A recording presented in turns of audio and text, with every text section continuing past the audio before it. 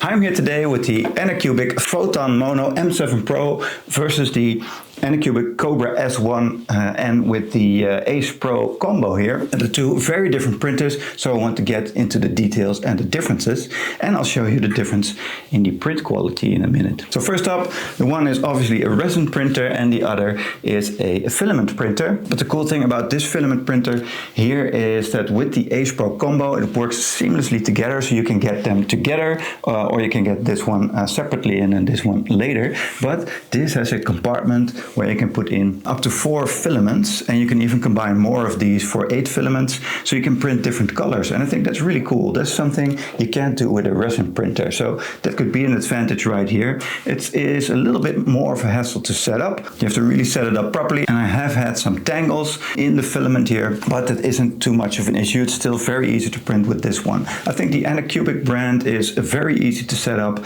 and great for beginners, so that's with both of these, regardless of what kind of printer you're going to choose. But in their category, these are great devices. So this is a filament printer, and it has this long wires that you can print with, and it goes up to the nozzle with a tube. And in this case with 4 tubes, and the thing automatically detects which color that you want to print. So the software is very easy to set up, and you can even download multicolor prints and then just pair the colors that you have with the print that you're going to make. So I think it's very easy to do that with the Anycubic slicing software. So that's also very great to, well, that they have their own software and that you can print with that. So that's cool. The difference in prints is, let me show you a little bit difference here. So this is a print with the filament printer. You can see a little bit of the lines here. So I think that's just a little bit of a difference. You can see the lines where it has layers on top of each other, so you can just see that a little bit. You can always do that post printing, and often people, when they do miniatures, for example, they paint them anyway, so I don't think that's a big problem. But when you have a resin printer, you have something like this, which is very smooth all the way through, and I really like the detail that you can get on there. I hope you can really see that. Something like this as well,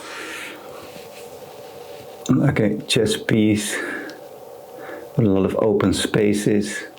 So the level of detail you can get with a resin printer is a lot better. And I think for miniatures, like for D&D, I know my brother and my sister-in-law, they play D&D a lot, Advanced Dungeons and Dragons, and they print miniatures a lot. And then a resin printer, I think for the level of detail that you want, is a lot better. Also, you get fewer errors with a resin printer, in my opinion, because it just sticks to the bottom and then it dips right in and then prints right out of the resin. So the level of waste is less, and I've had a few errors with printers like this, especially when I wanted to print some larger objects and then it just wouldn't stick to the base. So I think that's a difference as well there.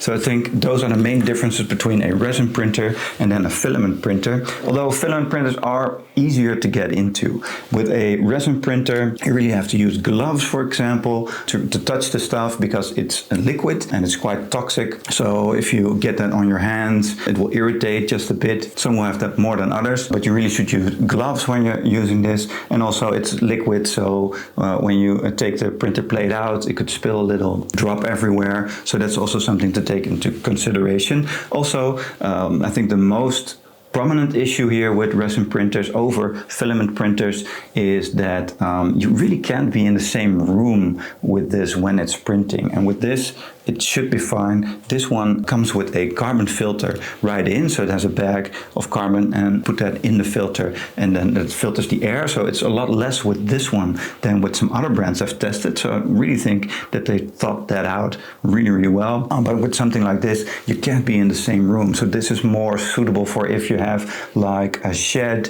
where you do this in, something that you don't sleep next to or you don't work in the same room, because the fumes are really, you can get a headache from that. So I don't advise buying like a resin printer if it is in your main room, whereas a filament printer, you can do that especially with something like this where the carbon filter built right in without any issues, at least for me. So I think that is the biggest difference in whether you want to get one or the other. Anycubic, it's a great brand. I've really enjoyed testing these, and I hope this video has helped you to make your choice between these two.